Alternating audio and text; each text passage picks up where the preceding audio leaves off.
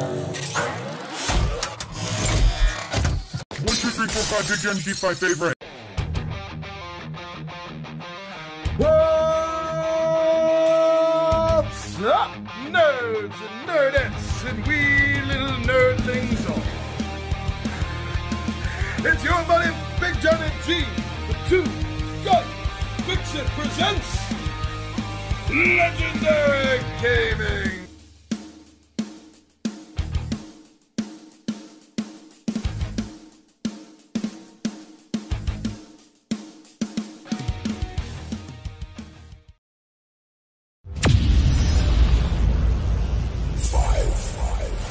The promotional edition collection box.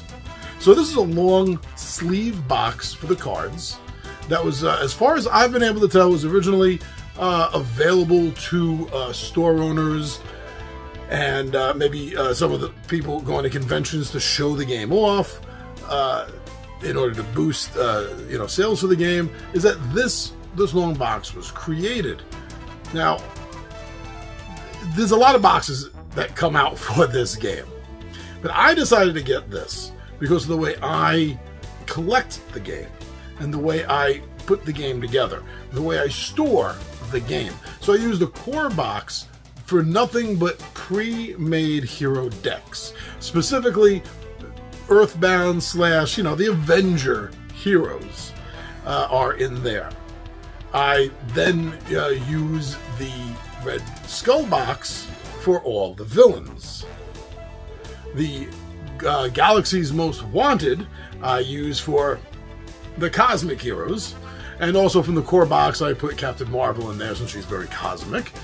And then for the sleeve, for this that I'm talking about, the promotional kit box, is what I'm using for all the side cards, all the event cards, all of the aspect cards, everything to build the decks with while keeping the pre-made decks together in the other boxes. So this comes in very handy for that. But it's kind of on the bottom of this list because if you're using, and as you've seen from some of the pictures I've already been flashing up here, that I use dividers and I use sleeves. We're going to get to that.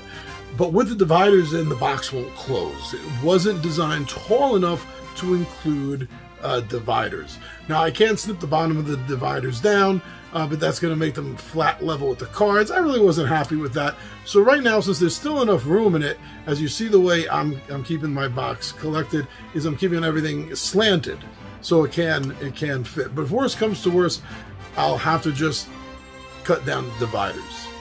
But I think this is pretty important for anyone that's going to be a mass collector, a completionist collector of this game, is you're going to need storage solutions. And if you're going to divide the cards out and have any sort of order to it, this sleeve box might be your answer. I personally believe that with this sleeve box and the other boxes that are coming out, that I'm never going to have a problem with storage. I think this one box was the final answer I needed. So go check it out. If you can still get one, they're not really overly available. I found it on eBay. That's where I got mine. 4. Now, for number 4, there was no doubt in my mind, somewhere in this list, and this is where it fell when I looked at everything else, playmats.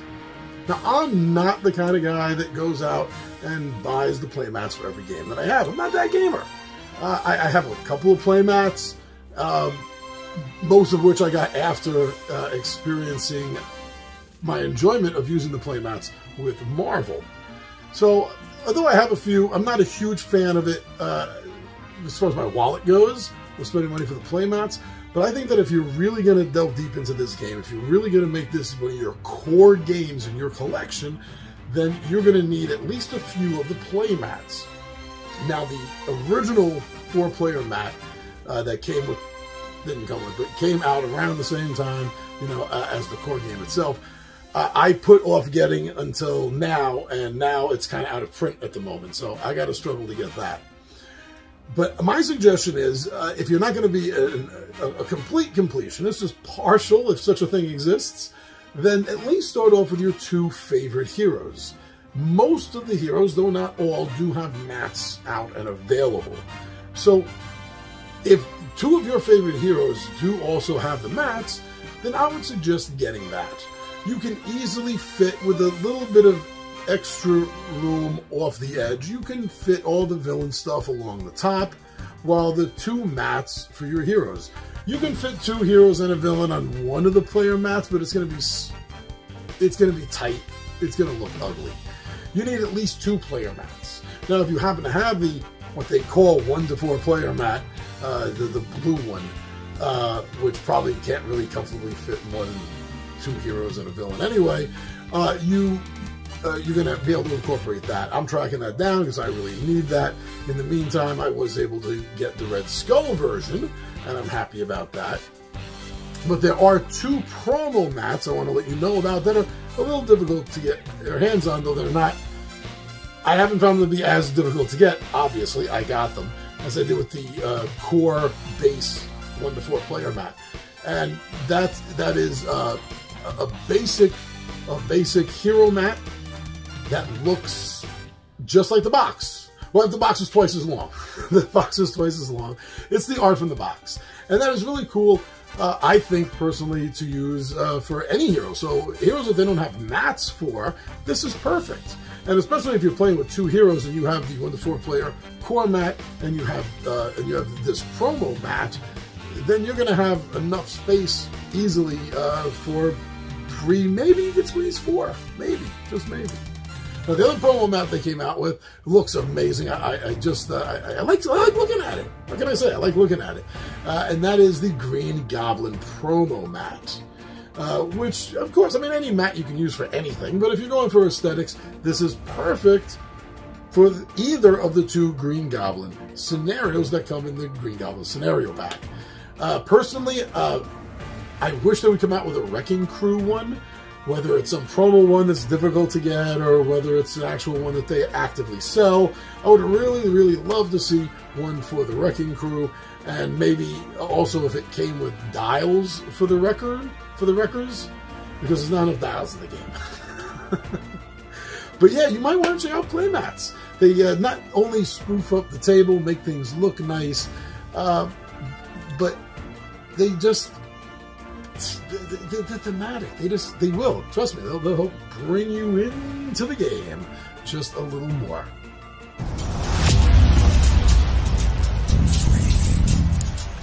Now, here's something else that I rarely do. In fact, as of right now, this is the only game I do this for. There's another game that I'll be expecting very soon from Kickstarter, and that's the Sentinels of the Multiverse Definitive Edition. I'm planning on doing this for that game as well. But what I'm talking about is sleeves. Yes, as you've seen in the photos already that I've put up, that I do use sleeves for this game. And that's because I knew from the beginning that this is a game that if the first playthrough was halfway fun, I would be addicted to this game. This would become one of my favorite games. I knew this going into it because of the source material to begin with, and the fact that it's very loosely, and I'm sure FFG isn't going to like hearing this, but it is very loosely based on Sentinels of the Multiverse, which is another all-time favorite game of mine. And I was right. Totally addicted to this game. Completely addicted to this game. So knowing that I'm going to be playing it a lot, I really want to protect these cards. And that's why I decided to sleeve them. Wow, there are a lot of options. I was a little mind-boggled stepping into the whole sleeving thing for the very first time, not knowing anything about it. I mean, I knew just from being a board gamer that there are different size cards, but the amount of different size cards that there are in order to sleeve, and to make sure you have the right sleeve for it and everything, I am very glad that I took the blindfold off before I took the step. And I researched it a little bit, and I looked into it to find out what kind of sleeves I need specifically for Marvel Champions, the card game. And when I found the size that I needed, which by the way is 63.5 by 88 millimeters, I have the note there just to make sure I was right, 63.5 by 88 millimeters, fit the Marvel cards nicely. Not too snug, not too loose. So when I found that size out, I went looking for some, and wow, the price just for a pack of 25 or 50, here's an old-timey word for you, I was flabbergasted.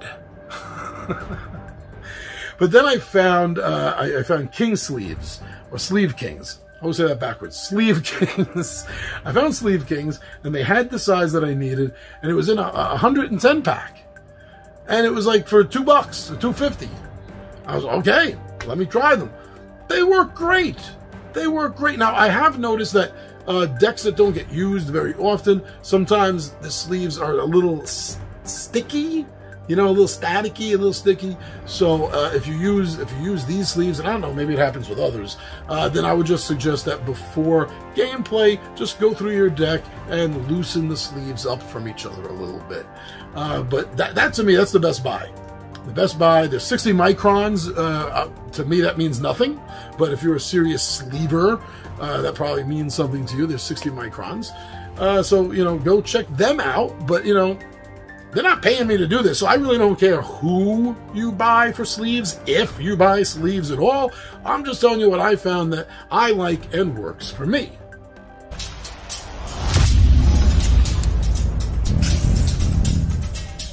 Now, the core game, and only the core box, comes with a tray, and not just the piece of crap cardboard afterthought that FFG usually throws into most of their boxes. They put in a red plastic monstrosity. I don't know what the hell they were thinking. As soon as I unboxed it and I saw it, I was like, well, how the hell am I even going to use this? And it's wasting so much. There's so much space in between where you put, I threw it out. I threw it out immediately. I was insulted. And I'll use the cheapest cardboard trays that most companies give me, but I was insulted at the tray that came in the official box. So much so that I immediately went online to find something for it. Now, I've only done this a few times. I don't do it as much as I want to. I see, out of everything I'm talking about here today, I honestly think that if you're a serious game collector, that a custom tray is probably going to be one of your best buys. Now, of course, this is my number 2 slot, not my number 1, so you're wondering what number 1 is with me saying that. We'll get to that in a moment. But I seriously do believe that a decent tray for a game like this, or any exclusive card game, you know, like I mentioned already, Sentinels of the Multiverse, anything that's strictly just a card game, you need some good storage for. So I went out, and there was a couple of things I found. Go 7 Gaming was the first thing I came across that I liked. I got that. I built it. I glued it together, which I'm horrible at doing. I'm horrible at these kind of tasks. And it kind of shows. But then when the second box came out, the small box, I waited and waited and waited, but I didn't see a small box version by the company. So that's when I went elsewhere. And I found, which I'm still using for the continuing boxes moving forward, is from PRINTserts. And I found this on Etsy, a company called PRINTserts, and I was extremely happy with the very basic tray, plastic tray that they 3D print, mold, and ship out to you. It worked great. I'm happy with it, and I'm looking forward to, you know, purchasing from them again. I'm gonna get it for. I'm going to need a copy of that for Shadow of the Man Titan when that comes out. And no, I haven't traded out the large core box yet because I have nothing else to do with that. There's no other box game I have in my over 350 game collection here that is going to work for right now. But if I ever do get another game where the Go 7 Gaming Pro thing will work, then I will take that out and put into PRINTserts into the core one. But it's you got to keep your cards together, man. All this is a card game. You got to keep everything organized.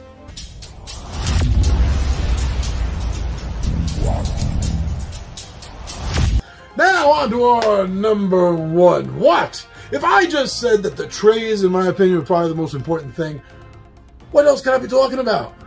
Well, you've already seen it in all these shots, all these pictures. One of the problems is this wasn't going to be, none of this was going to be a surprise after the video started and we were in the number 5 spot. But here's the number one thing that I really find if you're going to be a collector of this game that you're going to need is dividers. Besides the tray is great, and yes, everyone does need the tray, but the game doesn't come with any dividers. Anything to divide out between Spider-Man's cards, Captain America's card, Captain America's card, or anyone else's is going to be running into each other, all willy-nilly style. Who needs that? So I knew from the beginning that dividers was something else I was going to need. And there's a lot of companies that do that. You can go on Etsy and find a lot of different people that make dividers for the game. The ones that I enjoyed, and when I was first looking for them, ones I enjoyed looking at the most, was from Tesseract Games. Tesseract Games, yes, that's what my note says. Tesseract Games, and I love their dividers. And you can buy them in sets. Like you get the core set, or you can buy the all-in. Everything that's out right now, they have sleeves for. I need something dividing them so they're not all on top of each other. I want to be able to reach right in, see where it is, and just pull it right out like that. And these looked great. I like the way these things looked. There's a few companies that do it, but this is the one that visually caught my attention the most. Can't even say if it was the cheapest or if there was that big of a difference between the prices. I don't remember. But I remember seeing this and being like, that's what I'm getting. And you can get them horizontal, you can get them vertical. They have they're perforated along the bottom of it, so you can take that off so it'll all be even with your card. See, if I did that like I was talking about in the number 5 slot, then they'd all fit into the promo kit box. But I'm not there yet. I don't want to tear them down. They're really great, and as soon as the new content is brought up by Fantasy Flight Games, as soon as something is officially commented on that is coming out, they start the next set. So they seem to be doing well. I think they're going to be around for a while. So check them out or check someone else out.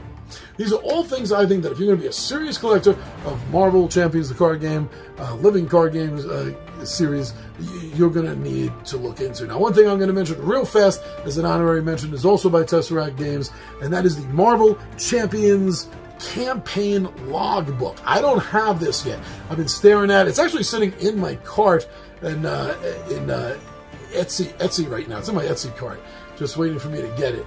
It's only like $25. It's not a lot, and it's a pretty big book. And you're able to just keep track of all your campaigns. It has so much available campaign information for you to fill in. I'm really highly interested in getting this. So that's just an honorary mention. Go check that out as well. So those are your top 5 plus 1 of my favorite accessories for the Marvel Champions, the card game. What are some of yours? Are you crazy over this game? Are you a completionist over this game? Or do you just casually enjoy it? Or hey, what? Maybe you hate it. That's cool too. Tell me why. Put that down there.